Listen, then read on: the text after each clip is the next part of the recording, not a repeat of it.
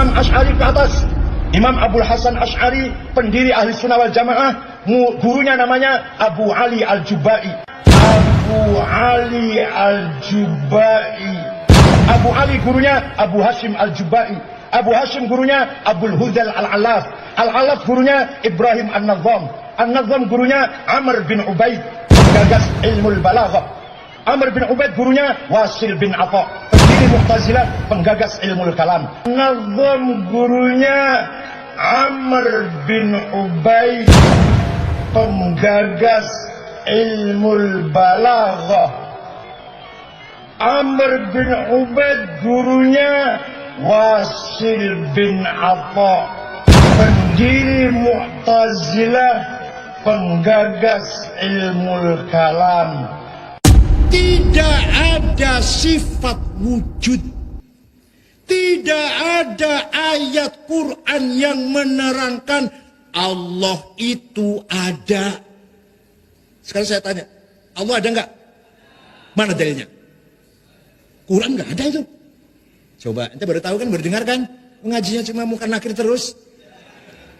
Nah, menurut Imam Asy'ari gimana? Nah ini, kita ini sebenarnya tidak ada, tapi kita ini diadakan oleh yang ada.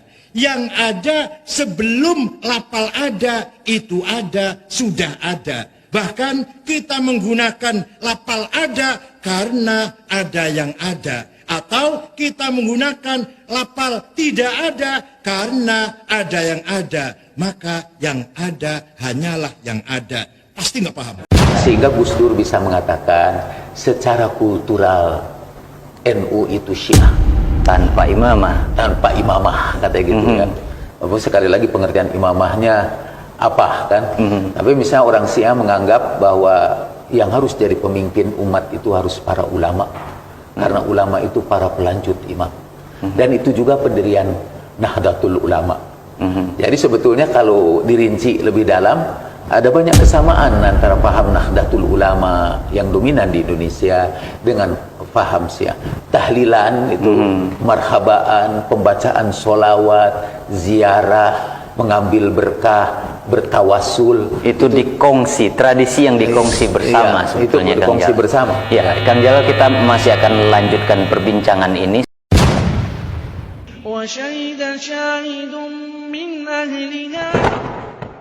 Memang taklilan ini di dalam kitab I'anatul Talibin bid'ah mungkarah, dalam sebagian lain dikatakan bid'ah makruhah. Bid'ah makruhah orang yang memerangi akan mendapatkan pahala. Tapi persoalannya ini sudah menjadi budaya, sudah menjadi adat. Kalau diperangi malah kita yang dimusuhi oleh orang. Tapi kalau diperangi malah kita yang dimusuhi oleh orang.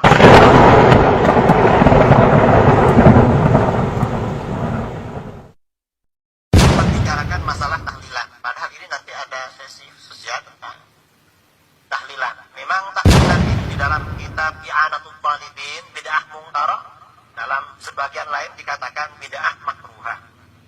Bid'ah makruhah orang yang memerangi akan mendapatkan pahala. Tapi persoalannya ini sudah menjadi budaya, sudah menjadi adat. Kalau diperangi malah kita yang dimusuhi oleh orang.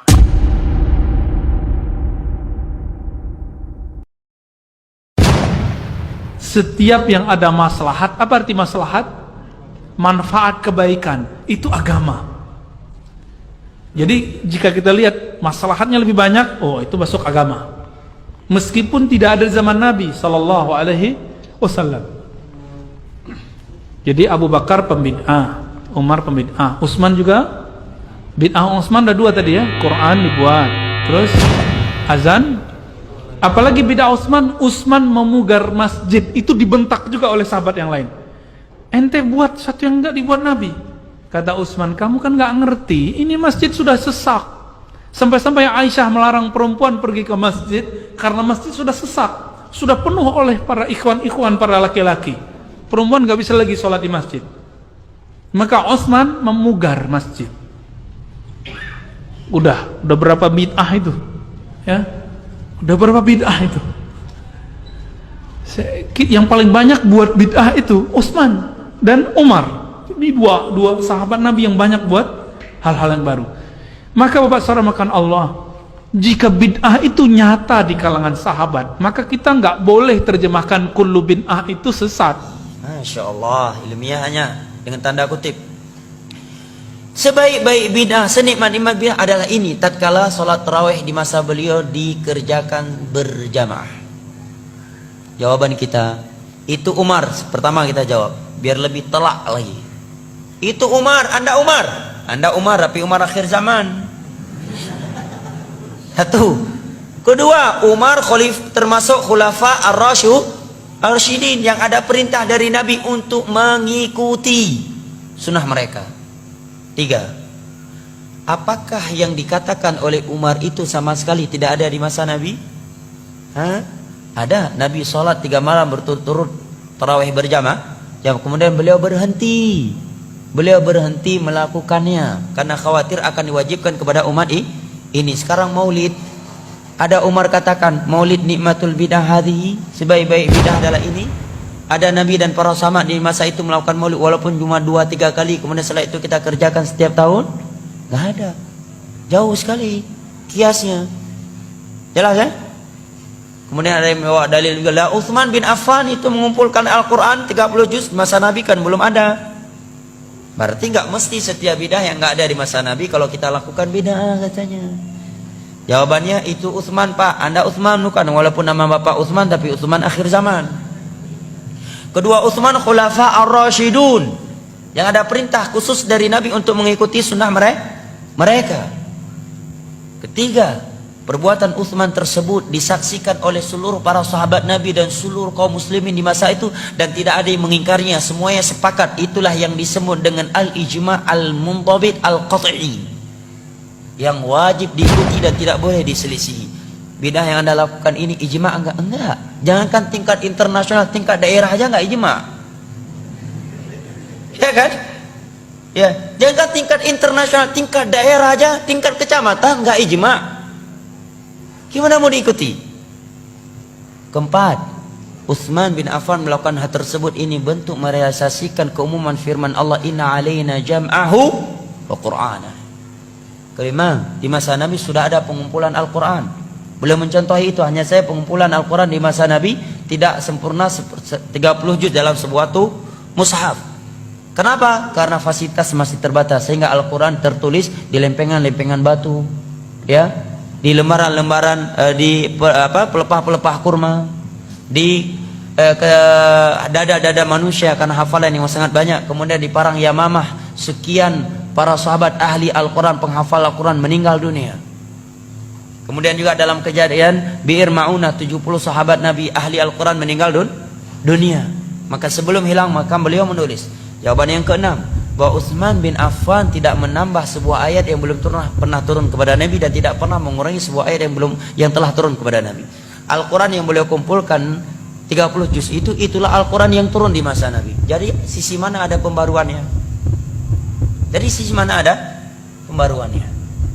Berarti pada hakikatnya tidak ada pembaruannya, tetapi yang beliau melakukan adalah sarana masalihul mursalah, sedangkan yang Anda lakukan adalah ritual ibadah, bukan masalihul mursalah.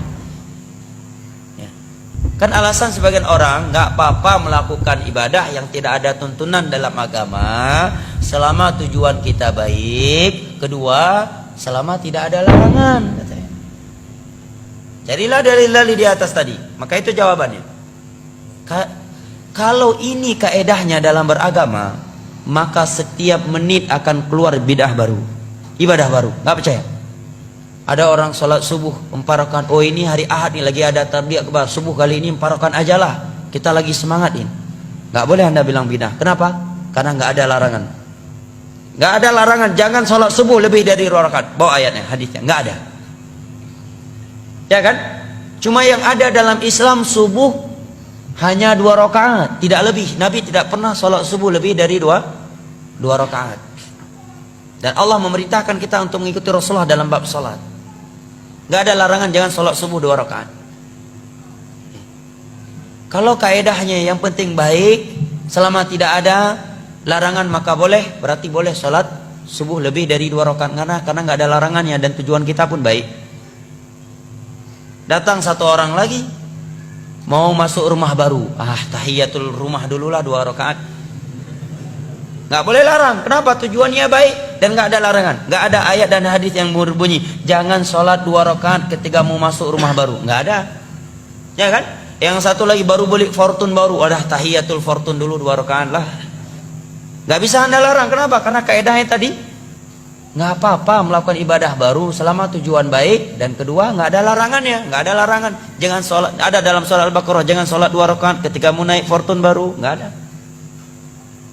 Berarti setiap detik, setiap menit akan timbul ibadah baru. Makanya sahabat Abdullah bin Mas'ud menyatakan ittabi'u wa la tabtadi'u faqad kufitum. Dalam masalah ibadah, masalah agama, ikuti saja apa yang telah ditinggalkan oleh Rasulullah dan para sahabatnya. Jangan membuat bid'ah. Jangan membuat ibadah-ibadah baru. Apa yang mereka tinggalkan untuk kalian itu sudah cukup. Demi Allah ya jamaah. Demi Allah, kalau kita jujur beragama, apa yang sudah ada dalam agama ini demi Allah tidak mampu kita melakukan secara keseluruhan, secara totalitas. Yang sudah ada saja kita tidak mampu melaksanakannya secara sempurna, untuk apa melakukan sesuatu yang tidak ada, yang tidak dianjurkan. Sekarang sebagai contoh zikir, setelah sholat 5 waktu saja sekarang terkadang kita sering lupa zikir, ya kan? Menjelang tidur, zikir menjelang tidur tidak kalah panjangnya dengan zikir setelah sholat 5 waktu.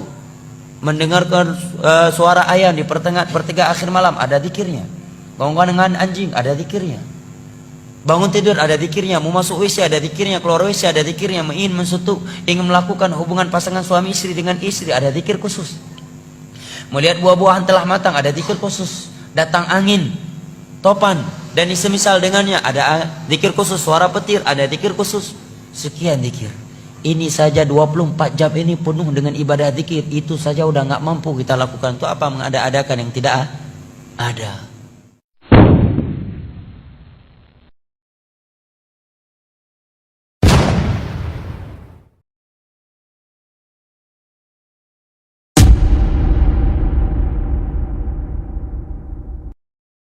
PBNU menemui Yahudi. Apa yang terjadi? Apa mungkin pertemuan tersebut adalah untuk membuka cabang baru? Setelah sebelumnya ada NU cabang Kristen kini, apakah akan dibuka NU cabang Yahudi? Bukankah kita mengetahui surat Al-Maidah ayat 51? Wahai orang-orang yang beriman, janganlah kamu menjadikan orang Yahudi dan Nasrani sebagai teman setiamu atau pendapat lainnya sebagai pemimpinmu. Allah lanjutkan firman-Nya. Mereka satu sama lain saling melindungi. Barang siapa di antara kamu yang menjadikan mereka teman setia, maka sesungguhnya dia termasuk golongan mereka. Ada dai sunnah bermanhaj salaf, kalian tuduh-tuduh agen Yahudi, bentukan Yahudi. Sekarang Allah bongkar dan Allah paparkan secara langsung ke masyarakat Indonesia siapa yang agen Yahudi. Coba cari jejak digital Ustadz Khalid Basalamah ke Israel itu, foto bareng gitu ya, bercanda bareng sama Presiden Israel, ada nggak? Cari jejak digital Ustadz Firanda gitu, Ustadz Syafiq Reza Basalamah atau Ustadz Salafi lainnya, cari ada nggak mereka yang ke Israel. Saya jamin kalian gak akan menemukan jejak digital itu karena memang gak ada. Dan sekarang fakta terbuka, beruntutan ya, mulai dari 5 orang ini yang viral, terus viral lagi ya, pengurus Masjid Istiqlal bekerja sama dengan orang Yahudi dengan acara kaderisasi ulama, pembicaranya orang Yahudi. Ini apalagi kalau bukan agen Yahudi. Ya untungnya viral, jadi acara keduanya dihentikan. Acara yang pertama tanggal 10 Juli udah berjalan tuh, nggak tahu udah dikasih penjelasan apa tuh sama agen Yahudi itu. Nah acara selanjutnya di tanggal 17 ini karena viral akhirnya dihentikan. Sekarang coba mari kita menduga-duga. Saya ngajak teman-teman untuk merenung, berpikir, kira-kira pemicu besarnya mereka mau mendatangi presiden penjajah itu, mereka mau bekerja sama dengan para Zionis itu, bahkan dijadikan pemateri dalam kaderisasi ulama. Kira-kira pemicu besarnya apa? Ya, kalau saya menduga tidak lain hanyalah uang, teman-teman. Kita harus katakan dengan jujur bahwa fulusnya Yahudi itu besar, guys. Jadi kalau pemerintah mau turun tangan menyelesaikan hal ini, Coba aja di audit itu ya, rekeningnya, dilihat tuh aliran dananya, ada apa di sana, dari mana aja uangnya. Walaupun alasannya, saya itu atas nama pribadi itu. Iya, amplopnya juga nanti atas nama pribadi kan, gede itu amplopnya tuh atas nama pribadi. Masa cuman dikasih tiket pesawat gratis doang gitu ya? Kan mestinya ada amplop tebal juga itu kan. Ya wajar aja kita menduga-duga seperti ini, karena nggak masuk akal teman-teman. Ada orang Indonesia yang ngakunya Islam, ngakunya kami membela Palestina, tapi bekerja sama dengan orang-orang penjajah Palestina. Kami rakyat Indonesia dianjurkan untuk boikot ini, boikot itu, teriak-teriak save Palestina, bela Palestina. Tapi ternyata mereka-mereka yang dianggap tokoh di negara kita, pengelola Masjid Istiqlal dan juga 5 oknum ormas terbesar di Indonesia, malah kayak gitu. Setiap orang bisa menyembunyikan kebohongannya, tapi kalau Allah sudah berkehendak membongkar kebohongan itu, membongkar kebusukan itu, ya tetap aja akan terbongkar. Semoga video ini bisa menyadarkan kita semua yang mana mestinya kita ikuti, yang mana mestinya kita berkelompok. Jangan sampai kita salah dalam mengikuti suatu kelompok. Kalau saya sih nggak ngelihat label kelompoknya apa, selama itu adalah kebenaran Al-Quran dan Sunnah, ya saya ikuti, ya saya benarkan. Tapi walaupun ngaku paling aswaja sekalipun, kelakuannya kuburiyun, kelakuannya ya bersama dengan orang-orang Yahudi, ya ngapain kita ikutkan gitu. وَمَنْ يُشَاقِقِ الرَّسُولَ مِنْ بَعْدِ مَا تَبَيَّنَ لَهُ الْهُدَى وَيَتَّبِعْ غَيْرَ سَبِيلِ الْمُؤْمِنِينَ نُوَلِّهِ مَا تَوَلَّى وَنُصْلِهِ جَهَنَّمَ وَسَاءَتْ مَصِيرًا. Dan barang siapa yang menentang Rasul sesudah jelas baginya petunjuk dan mengikuti jalan yang bukan jalan orang-orang yang beriman, kami biarkan ia leluasa terhadap kesesatan yang telah dikuasainya itu, dan kami masukkan dia ke dalam neraka jahanam, dan jahanam itu seburuk-buruk tempat kembali. Ketika disebutkan kaum mukminin ketika ayat ini turun, yang dimaksud pertama kali siapa? Para sahabat. Karena yang pertama kali beriman kepada Rasulullah SAW adalah para sahabat radhiyallahu anhum ajma'in, mengikuti jalan selain jalan kaum mukminin. Maka Allah mengatakan nuwallihi ma tawalla, kami biarkan dia sesat.